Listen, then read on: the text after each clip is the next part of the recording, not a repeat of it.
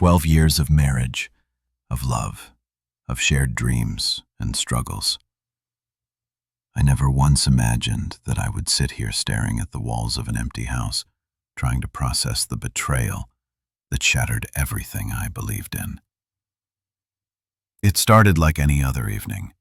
I had just finished a long day at work, the kind that leaves you exhausted but content, knowing you're providing for your family. I walked into our home expecting the familiar comfort of my wife's presence, the warmth of our shared life. Instead, I found her dressed up heels, a red dress I hadn't seen in years, makeup done just a little too perfectly. She looked at me with an expression I couldn't quite place. It wasn't guilt, it wasn't sadness. It was something else, something colder.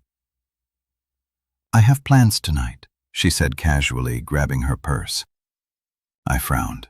Plans with who? She hesitated just a little too long. "Just a friend."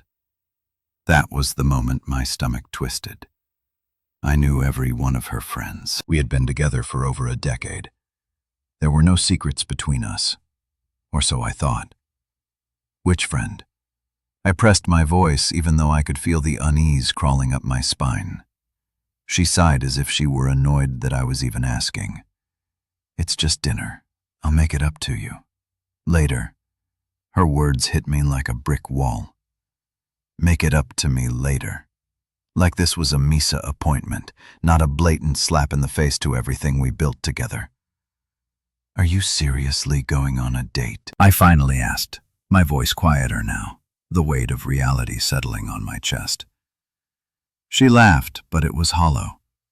"It's not like that. I just need to." I cut her off. "If it's not like that, then why couldn't you tell me right away?" Silence. A charged, suffocating silence. That was all I needed to know. "I wouldn't do this if I didn't think it was okay," she finally said, her tone defensive. "We've been stuck in the same routine for years. I need to see what else is out there." I stood there, stunned. My wife, the woman who once vowed to love me forever, was telling me plainly that she was looking for something better than our life, our marriage. I wasn't enough. I took a deep breath, trying to keep my voice steady. "You do realize this isn't something you can just make up to me later, right?" She rolled her eyes. "You're overreacting." "Overreacting, right." She grabbed her keys and walked out, leaving me standing in the doorway, frozen in place. I wanted to believe she'd come back home and say it was all a misunderstanding, that she'd walk through that door and tell me she realized she had made a mistake. But deep down, I knew this was only the beginning, and I had no idea just how much worse it was going to get. That night, sleep came. I lay in bed, staring at the ceiling, listening to the silence of our home. A silence that had never felt so loud before the sheets next to me were untouched, cold. Every minute that passed felt like an hour, and with each moment my mind rised through the possibilities of what she was doing, where she was, and, worst of all, who she was with. I wanted to believe she was just sitting in some restaurant sipping a glass of wine, having a meaningless conversation with a friend who meant nothing. But my gut told me otherwise. You don't dress like that for something meaningless. You don't hesitate before answering if there's nothing to hide. The next morning, the sound of the front door opening jolted me from whatever restless state I had drifted into. I didn't rush to meet her. Instead, I stayed in bed, listening the soft clicking of her heels against the wooden floor, the rustling of fabric as she slipped off her coat. She didn't come straight upstairs. That alone told me everything. After what felt like an eternity, I heard her make her way to her bedroom. I kept my eyes shut as she walked in, as if pretending to be asleep would somehow shield me from whatever expression she wore on her face. She hesitated for a moment, then quietly slipped into bed beside me. Her body was turned away, the space between us, a canyon that neither of us dared to cross. I opened my eyes, staring at the wall. My chest was tight, my throat dry, but I forced the words out. Anyway, how was your dinner? She stiffened, even in the darkness. I could feel it. It was fine.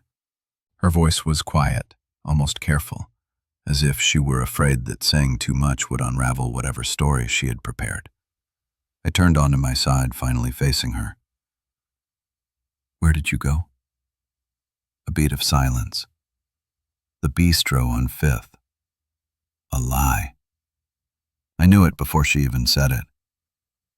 That restaurant was our place. She wouldn't have dared to take someone else there. Who were you with? I asked, my voice steady despite the storm raging inside me. She exhaled sharply.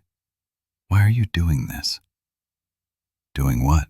Asking my wife where she was all night, trying to understand why she felt the need to step outside our marriage.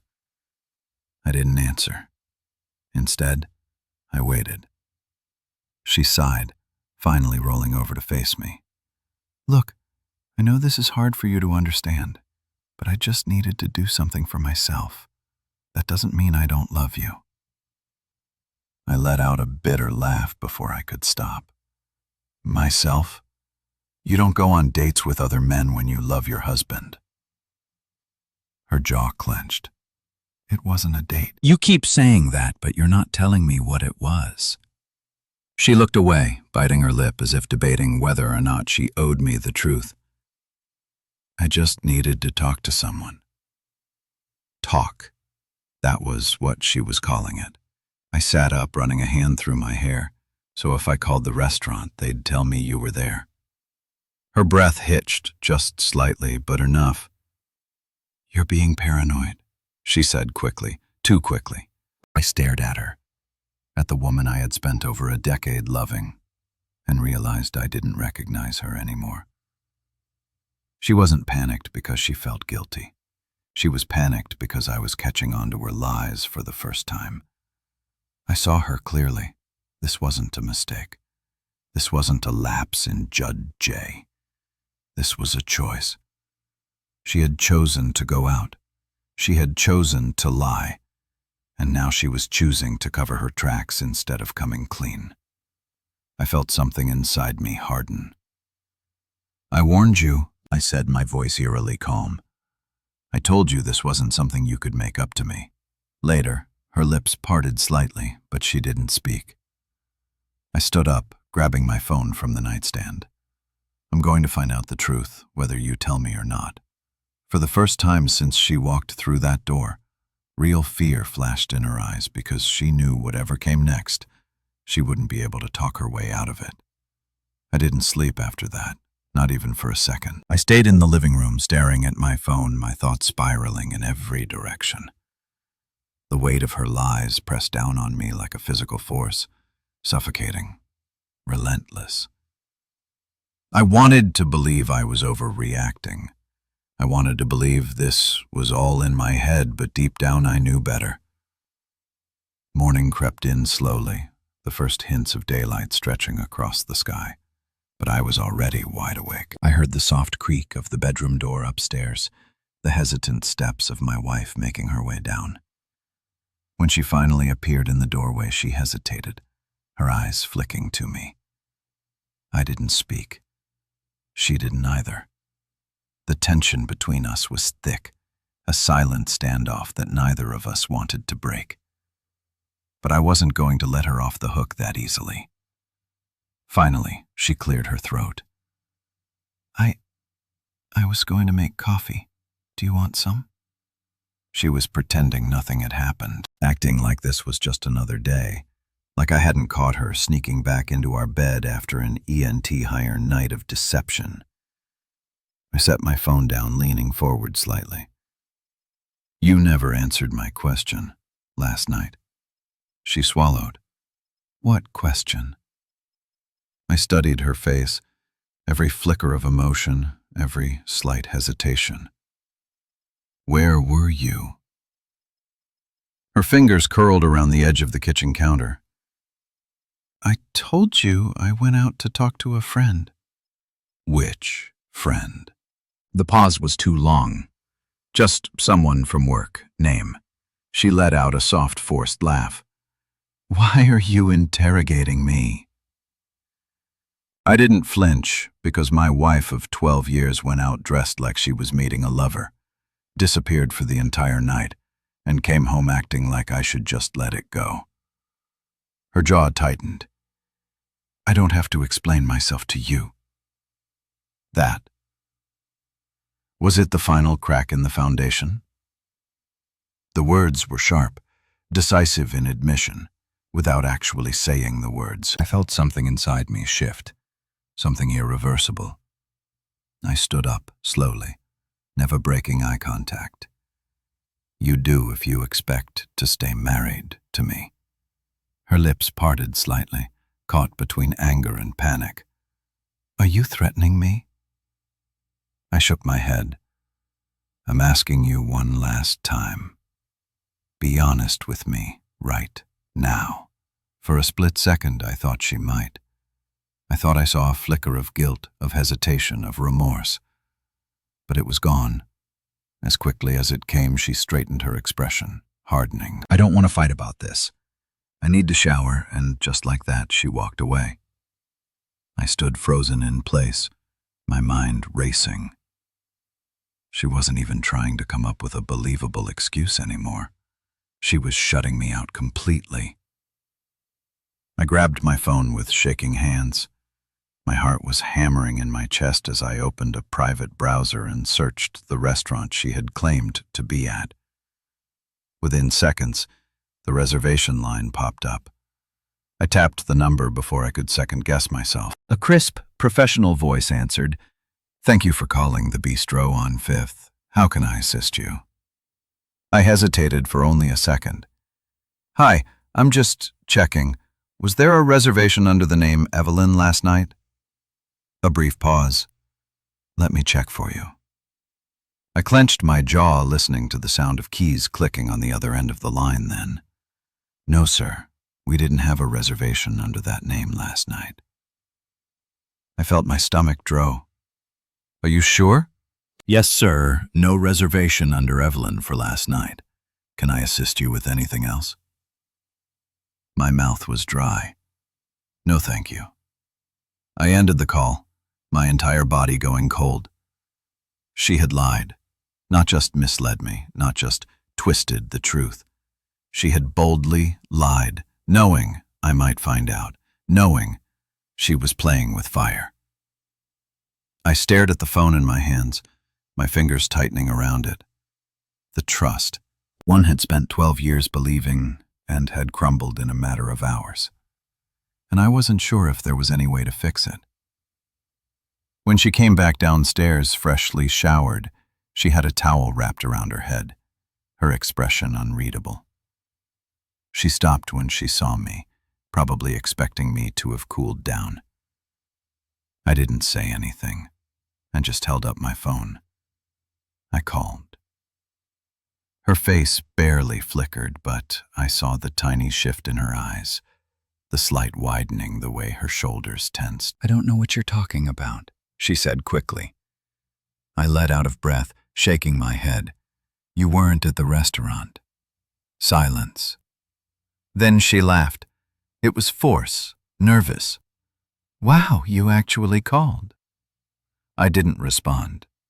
She crossed her arms. "This is insane. You're checking up on me like I'm some criminal." "You are acting like one." My voice was quiet, controlled. "You lied to my face. Do you have any idea what that does to me?" Her eyes flashed with something close to guilt, but instead of apologize, she went on the attack. "You don't trust me. That's the real problem here. You're paranoid. You're controlling." I shook my head. "No, don't turn this around on me. You lied. You disappeared all night, and now, instead of coming clean, you're trying to make me the bad guy." She looked away, lips pressed together. "I can't do this right now." She turned to leave, but this time I didn't let her escape. "Evelyn, She froze. I took a slow step forward. If there's something you need to tell me, say it now before this goes too far. A pause. A long, excruciating pause. Then, finally, she turned back to me, but instead of remorse, instead of regret, her expression was unreadable. And that was the moment I knew whatever she was about to say next, it was going to break me. There's a moment in every person's life where time just stops. When everything you thought was real, everything you thought you knew, gets ripped apart like paper in the wind. That moment happened for me in the middle of our kitchen, standing across from the woman I had built my life around. Evelyn stared at me, her hands gripping the edge of the counter like she needed to hold on to something. Her lips parted slightly, her breathing uneven. And I could tell. Whatever she was about to say, it was going to destroy me. I didn't want to hurt you, she finally whispered. That was all it took. That sentence, a simple string of words so often used as an excuse for the worst betrayals. I felt my stomach tighten. You didn't want to hurt me, I repeated, my voice eerily calm. Then why did you go behind my back? Why did you lie? She squeezed her eyes shut, as if bracing for impact. Because I didn't know how to tell you. I ran a hand through my hair, letting out a bitter laugh. Tell me what, Evelyn? Her fingers clenched. I've been talking to someone for a while. It felt like the air had been punched out of my lungs. A dull ringing filled my ears, my thoughts scattering in every direction. Talking, I echoed. She nodded, not meeting my gaze. We met months ago at a networking event. He made me feel something I haven't felt in years. My hands curled into fists at my sides. So what, I don't make you feel anything? She flinched. That's not what I meant. What do you mean? My voice rose, the frustration, the betrayal bubbling up inside me like a volcano ready to erupt. Because from where I'm standing, it sounds an awful lot like you just decided our marriage wasn't enough for you anymore. She looked down. It wasn't planned, Grover. I didn't wake up one day and decide to. You didn't wake up and decide to betray me, right? You just let it happen, piece by piece, until you were sneaking out on dates and hoping I wouldn't notice. She exhaled, shakily, shaking her head. It's not like that. Then tell me what it's like. She hesitated for a fraction of a second too long, and in that tiny space of time I saw it, the truth she was too afraid to admit. I took a step back, my chest rising and falling rapidly. Did you sleep with him? Her eyes widened. Grover, did you sleep with him? Silence. That was all the answer I needed. I turned away, my mind spinning my breath. Shallow, the kitchen felt too small, the walls too close. I needed air. I needed space. I needed to get out of this house before I said something I couldn't take back. She reached for me, her voice desperate. Grover, please. I yanked my arm away, stepping back like her touch burned me. Don't you dare touch me right now. Tears welled in her eyes.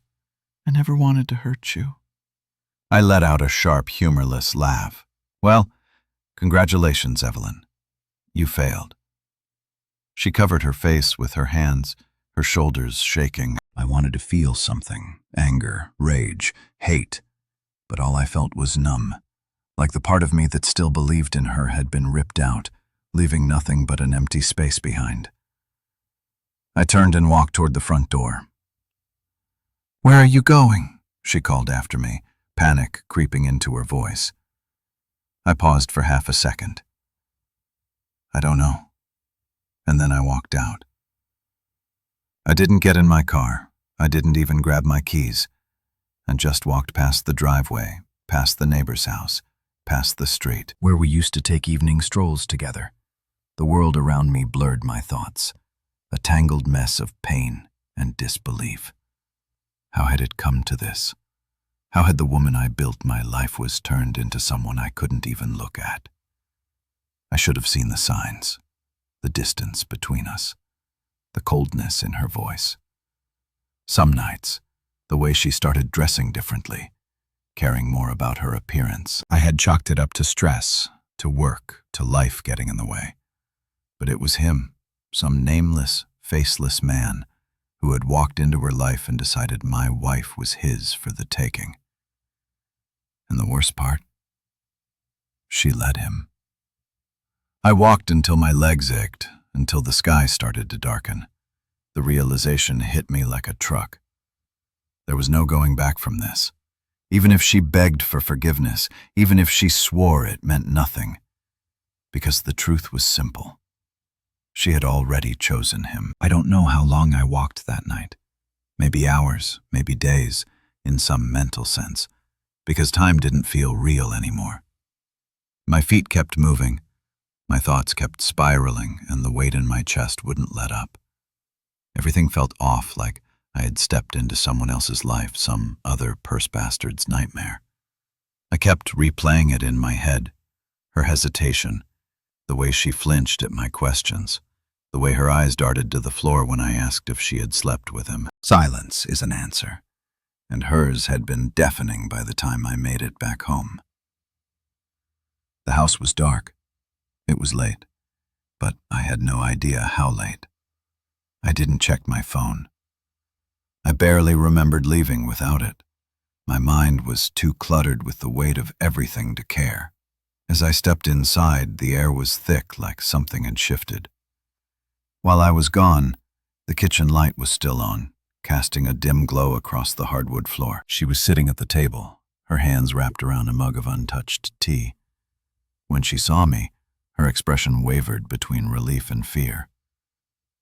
"You came back," she said, her voice barely above a whisper. I ignored the ridiculousness of that statement.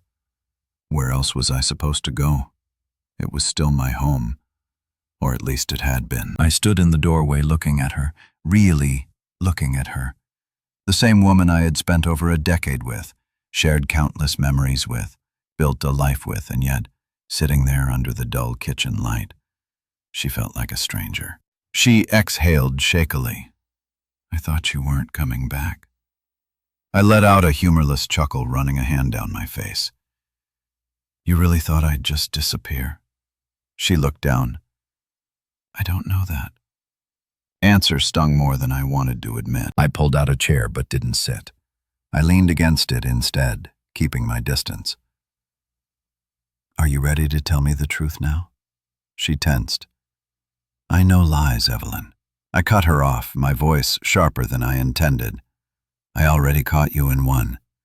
You weren't at the bistro. I called them."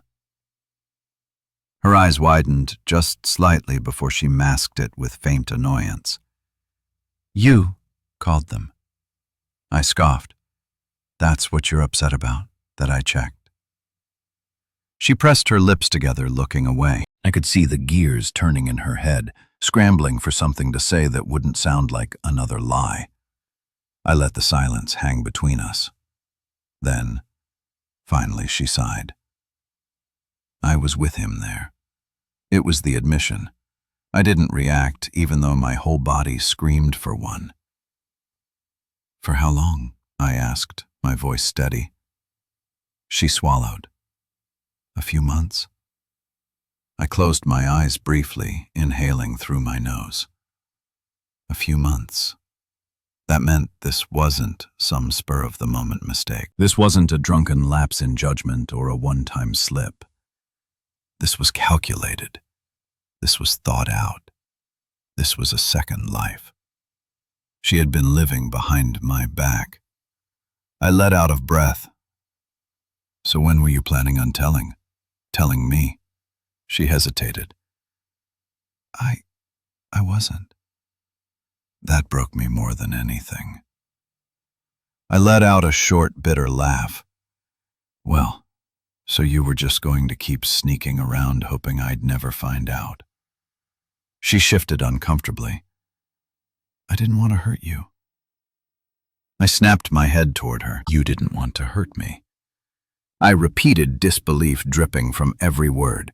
Do you even hear yourself? You were hurting me, Evelyn, and you knew you were.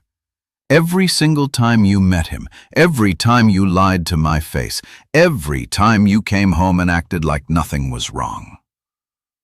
Her hands trembled slightly as she set her mug down. It wasn't like that. Then tell me what it was like, I challenged. She opened her mouth, but nothing came out. She had no explanation, no excuse that would make this right, because there wasn't one. I stepped back, shaking my head. I don't even know who you are anymore. She let out a shaky breath. Grover, I held up a hand. No, just don't. I turned and left the kitchen. She called after me, but I didn't stop. I walked upstairs, straight to our bedroom, which now felt like a crime scene. I grabbed a duffel bag from the closet. My movements, robotic. I wasn't even thinking, just acting.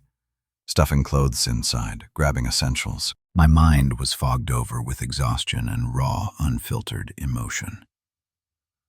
By the time she reached the doorway, panic was clear in her voice. What are you doing? I didn't answer. Right away, I zipped the bag shut. Finally, looking at her, her eyes were wide. Desperate, Grover. Please don't do this. We can talk about it. I exhale through my nose. We talking about it, Evelyn, and all I've heard are lies and excuses. She stepped forward. I'll stop seeing him. I scoffed. That's not the point, then. What is the point? I met her gaze, my chest tight. The point is, you already made your choice. You chose him over and over again. You don't get to backtrack just because you got caught. Tears filled her eyes. I never wanted this. I let out a quiet, bitter chuckle. Yeah. Neither did I. I grabbed my bag and walked past her. She reached for my arm, her touch desperate. Please just stay. Let'n fix this. I looked down at her hand, at the same fingers that had once intertwined with mine so effortlessly. Now they felt foreign. I gently pulled away. You already broke it, Evelyn. And some things can't be fixed. I walked out of the house without looking back. Walking away should have felt like freedom, like I had broken the chains of betrayal and deceit, like I was reclaiming my life from the wreckage of our marriage. But as I stepped out into the night, duffel bags slung over my shoulder, all I felt was nothing, just emptiness. The streets were quiet. The distant hum of cars, the only sound cutting through the silence. My feet moved on instinct, but I had no destination, nowhere to go. It was ironic. 12 years of marriage, and yet in the end I had built nothing for myself. Everything had been ours. The house, the routines, the plans for the future. And now all of it was in ashes. I pulled my phone from my pocket and stared at the screen. No missed calls, no messages. Of course not. Evelyn wouldn't reach out. Not yet. She knew I needed space. Or maybe she was just waiting, calculating, figuring out how to spin this into something that didn't make her look as awful as she was. I dialed a number before I could think too much about it. After 3 rings, a groggy voice answered. Dude, it's past midnight. I exhaled. I need a place to crash. A pause, then. Grover, what's going on? I clenched my jaw. I'll explain when I get there. Yeah, of course. Doors open. I hung up and started walking toward the only place I could think to go. Jasper's apartment. Jasper and I had been friends since college. He was the guy who stuck around when others drifted away. He was blunt, sometimes brutally so, but that's what I needed right now. No sugarcoating, no false hope, just the truth, as ugly as it was by the time. I got to his place. The adrenaline had worn off, leaving me exhausted. He opened the door in sweatpants and a ratty t-shirt, squinting at me like I was a ghost man. "You look like hell. Feel like it too," I muttered. Stepping inside, he shut the door behind me. Arms crossed. "All right, sit. Talk." I dropped my bag on the floor and sank onto his couch. The words didn't come right away. How do you explain something like this? How do you put betrayal into words when it still doesn't feel real? Finally, I sighed. Evelyn cheated on me. Jasper's expression hardened. "No." I nodded. "Yeah. Are you sure?" I let out a humorless chuckle. She admitted. "Did it." His hands curled into fists. "That's God, Grover. I'm so sorry." He ran a hand down his face. "I never liked her, man. Never trusted her." I shook my head. "Don't do that. Don't act like you knew all along." He sighed. "All right. Fair. But still, I hated the way she treated you." Sometimes I leaned back against the couch, staring at the ceiling. I keep wondering if I missed the signs, if I should have seen it coming. Jasper grabbed a beer from the fridge, handed it to me, then sat down. "That's the thing about love, man. It makes you blind. You don't see the cracks until the whole thing collapses." On top of you, I took a sip, the cold bitterness barely registering. It's not just the cheating. It's that she was fine with lying to me that she had been doing it for months. Jasper leaned forward. "So, what now?" I let out a long breath. "I don't know." "You going back?" I turned my head sharply. "Hell, no." He nodded approvingly. "Good. You don't owe her anything." That's what I kept telling myself. But part of me couldn't help but think of the what-ifs. What if I had been a better husband? What if I had noticed sooner? What if I had fought harder for our marriage before it got to this point? Jasper must have seen it on my face because he shook his head. "Don't do that. This isn't on you. She said she didn't plan for it to happen." I muttered, "Doesn't matter. She still let it happen." I sighed, rubbing my temples. I just don't know where to go from here. Jasper clapped a hand on my shoulder. "Step 1, sleep. Step 2, divorce."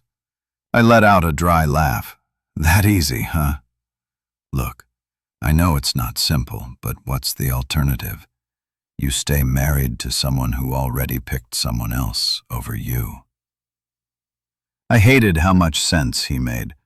I stared down at the beer in my hands, my fingers tightening around the bottle. I don't even know if I can be angry anymore. I just feel empty. Jasper leaned back, stretching. "That's normal. The anger comes later." I nodded, slowly. Maybe he was right. Maybe the rage would come later, once the shock wore off. But deep down, I already knew this wasn't something I'd ever get over completely. Some betrayals leave scars too deep to ever fully heal. And I had a feeling this was one of them. I didn't sleep that night. Not really. I closed my eyes, but my mind was still running a marathon, replaying every conversation, every moment that led me to this exact point. I was exhausted, but rest wouldn't come. The weight of betrayal sat heavy on my chest, making it impossible to drift into unconsciousness. Jasper had crashed on the other couch, but I could tell he wasn't sleeping either. Every now and then I'd hear him shift, let out a deep sigh, or open the fridge to grab another beer. It wasn't just my life that had been thrown into chaos. My mess had bled into his space too, but he didn't complain. He never did. That's why I came here. At some point, I must have dozed off because I woke up to the sound of my phone buzzing violently on the coffee table. I sat up with a start, heart pounding. Disoriented by the early morning light streaming through the blinds, I reached for the phone, barely registering the time. Am? It was her. Evelyn's name flashed across the screen, and for a moment I just stared at it. My thumb hovered over the screen, torn between answering and throwing the damn phone across the room. Jasper groaned from the other couch. If you don't pick that up, I will. I exhaled sharply and pressed accept, bringing the phone to my ear. What did silence then? A shaky breath. Grover? Her voice sounded small, like she had barely slept either. Good, I thought. I made myself clear last night. I said, rubbing my temple, I need to see you, she whispered. I scoffed. You needed me when you were sneaking around behind my back. That's not fair. I laughed, but there was no humor in it. Oh, now we're talking about fair, she exhaled. Please just meet me at the house. I need to talk to you in person.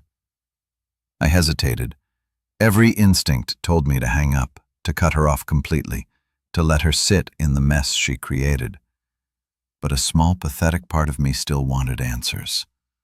Closure. I'll be there in an hour, I said flatly, then hung up before she could say anything else. Jasper watched me, arms crossed. You sure you want to do that? No, I admitted, but I need to. He didn't argue, just nodded and threw me a clean shirt. At least go in there looking like you've still got a spine. I let out a dry chuckle. Appreciate it? The drive back home felt surreal. The roads were familiar, but nothing else was. This was the same route I'd taken hundreds of times. After work, after running errands, after meaningless moments that now felt like a lifetime ago. But today I wasn't coming home. Not really. That house wasn't mine anymore. It was a place filled with ghosts of what could have been, what should have been. When I pulled into the driveway, Evelyn was already outside, standing near the porch steps. She looked like a wreck. Hair unbrushed, wearing one of my old sweaters, arms wrapped tightly around herself. If I didn't know any better, I might have felt sorry for her. But I did know better. I stepped out of the car, slamming the door harder than necessary. What do you want? She flinched. Can we go inside? I hesitated but followed her in. The house smelled the same, but it felt foreign. The furniture, the photos on the wall, even the damn coffee mugs in the sink. It was all familiar, but none of it belonged to me anymore. She sat on the couch wringing her hands. I stayed standing. Finally, she spoke. I know you hate me pretty close, she swallowed. I deserve that.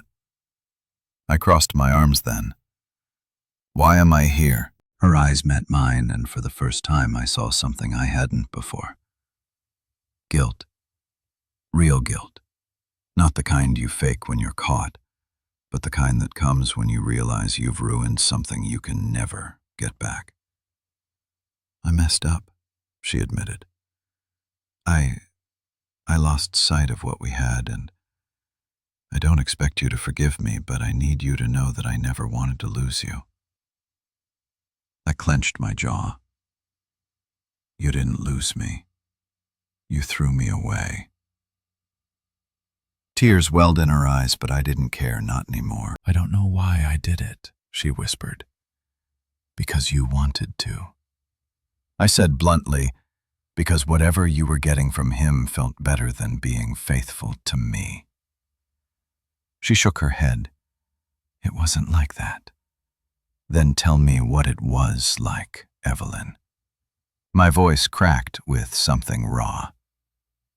She wiped her eyes. I was lonely. I let out a bitter laugh. Lonely? You? I was the one working late, so we could have the life you wanted. I was the one trying to make sure you were happy. Well, I stopped myself before the words turned into something uglier. She sniffled. I didn't realize what I had until I lost it. That's how it always goes, isn't it? I muttered. She looked at me, really looked at me like she was trying to find the man she married underneath the wreckage. Can we fix this? I stared at her for a long time. You really think this is something we can just patch up like a hole in the wall? She swallowed hard. I want to try. I shook my head slowly. I can't. Her face crumbled, but I didn't let it affect me.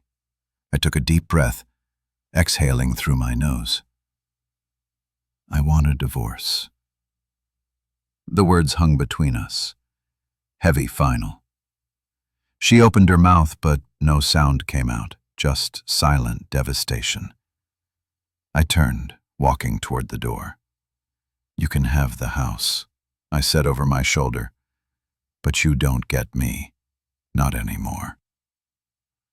And this time, when I walked away, I didn't look back. The finality of my words echoed in my head long after I walked out of that house for the last time. I expected to feel more pain, more hesitation, more doubt. But as I stepped into my car and pulled away, something strange happened. I felt free.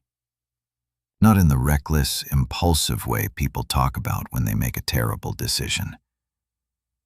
No, this was different. This was a deep, undeniable relief. Like I had been carrying something unbearably heavy for months, maybe even years, and I had finally put it down. Evelyn had been my past, my partner, my home, but she had also become my biggest source of pain, and I was done letting that pain to find me. I didn't go back to Jasper's place. I didn't need a couch to crash on anymore. Instead, I drove. No destination, no plan, just the open road ahead of me and a feeling in my gut that told me whatever came next, it had to be better than what I was leaving behind. A week passed, then 2. The paperwork was filed. Evelyn didn't fight it. She knew she had lost me, and for once, she didn't try to manipulate the situation. Maybe she was exhausted too. Maybe she knew deep down that what we had was already gone. I got my own place. It wasn't much, just a small apartment downtown, but it was mine. The first thing I had done purely for myself in years. No compromise, no consideration for anyone else's needs. Just something that belonged to me. For the first time in a long time, I started focusing on myself. I went to the gym again. Not to impress anyone, but because it felt good to move, to rebuild what I had let fall apart. I started reading books that had been sitting on my shelf for years, picking up hobbies I had abandoned when marriage took priority over personal growth. And the best part? I didn't feel lonely.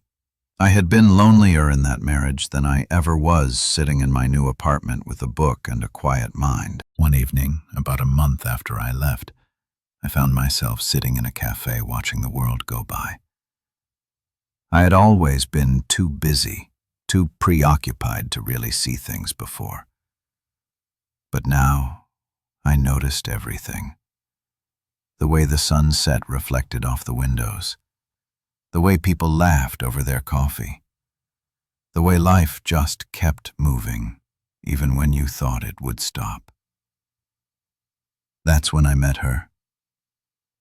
It wasn't some grand cinematic moment, no dramatic music, no slow-motion eye contact.